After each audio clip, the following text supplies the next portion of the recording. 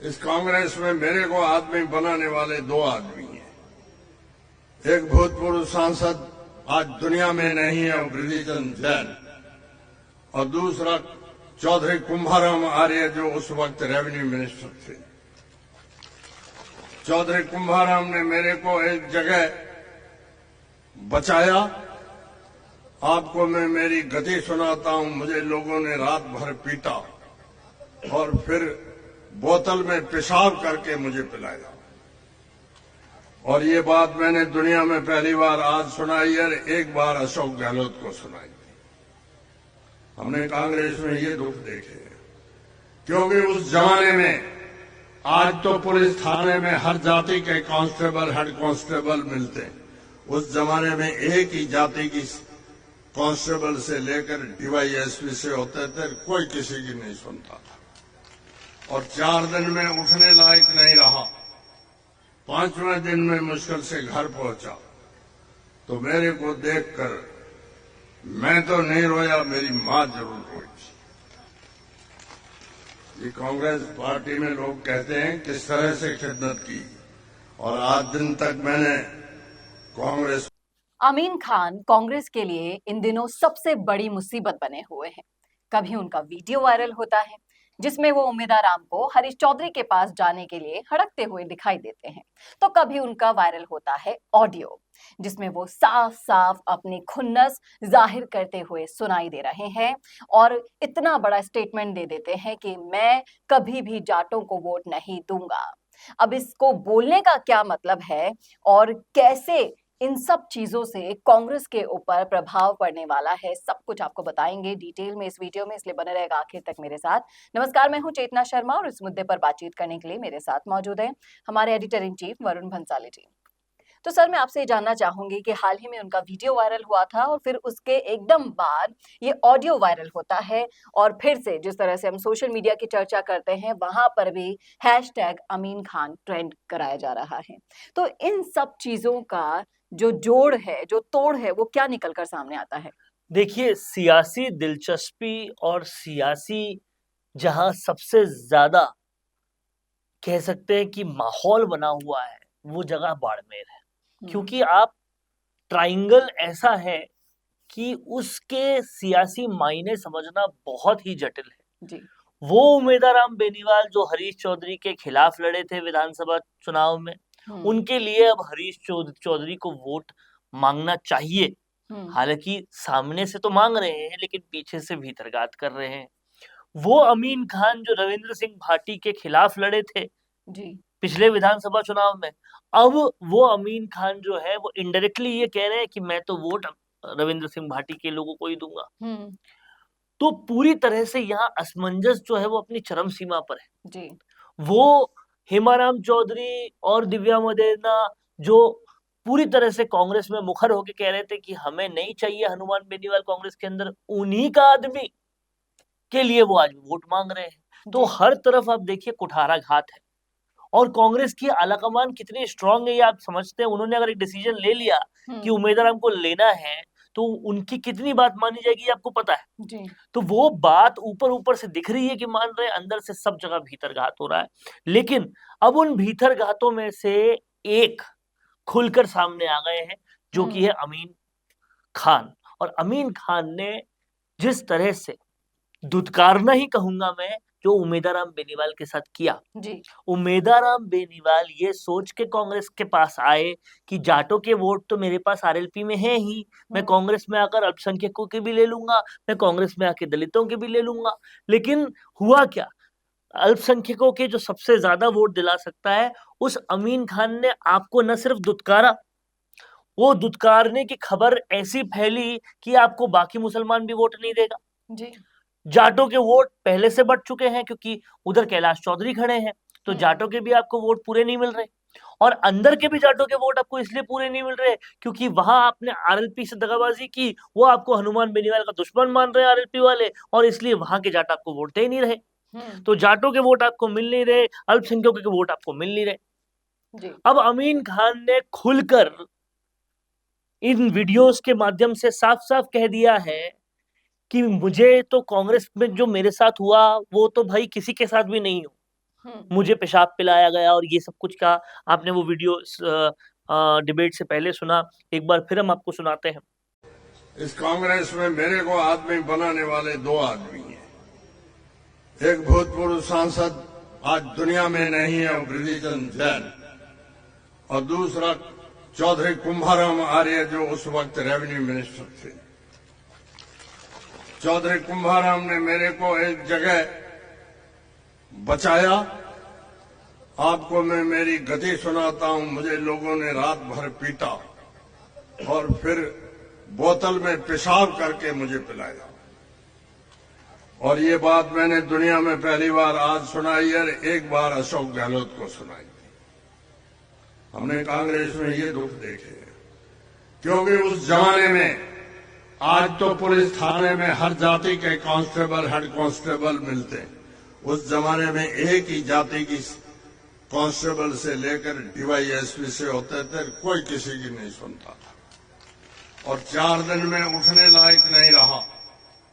5वें दिन में मुश्किल से घर पहुंचा, तो मेरे को देखकर मैं तो नहीं रोया, मेरी मां जरूर रोई थी।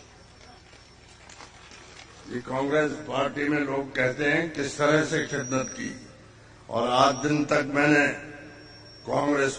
अब इस तरीके से जो उन्होंने बोला है, उससे एक बात बहुत स्पष्ट और एक बात बहुत साफ है कि वो कांग्रेस के साथ तो आगे भी नहीं जाने वाले, और अल्पसंख्यकों का साथ कहीं ना कहीं कांग्रेस से छुड़वाने वाले हैं।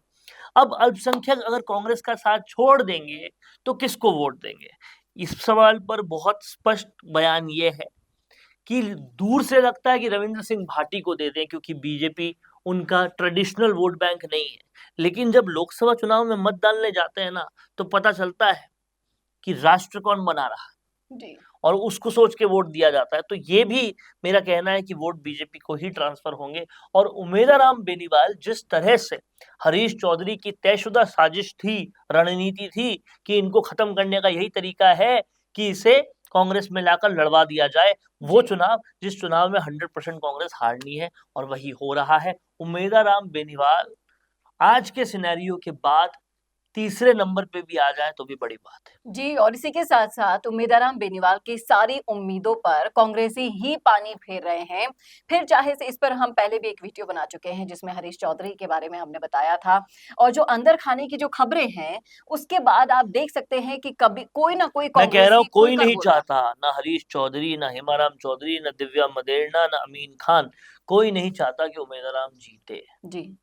और इससे न सिर्फ उमेदाराम की हार होगी, एक तो हार होगी हनुमान बेनीवाल की, और एक हार होगी पूर्व मुख्यमंत्री अशोक गहलोत की, एक हार होगी गोविंद सिंह डोटासरा की, और इन सब की हार ये सब लोग चाहते जो कांग्रेस के अंदर ही। जी, और कहीं ना कहीं चुनावों से ठीक पहले ऐसे बयान, ऐसे वीडियोस, ऐसे भाषण वायरल होना, कहीं ना कहीं देखिए, वैसे भी बाड़मेर जैसलमेर लोकसभा क्षेत्र वैसे भी हॉट सीट बना हुआ है। वहां के जो त्रिकोणीय समीकरण है जो कि 10 साल बाद बने हैं, वो वाकई में दिलचस्प होते जा रहे हैं, और ऊपर से ऐसे बयान आना जो कांग्रेस के उम्मीदवार को बिल्कुल कमजोर करते जा रहे हैं इस त्रिकोण के अंदर।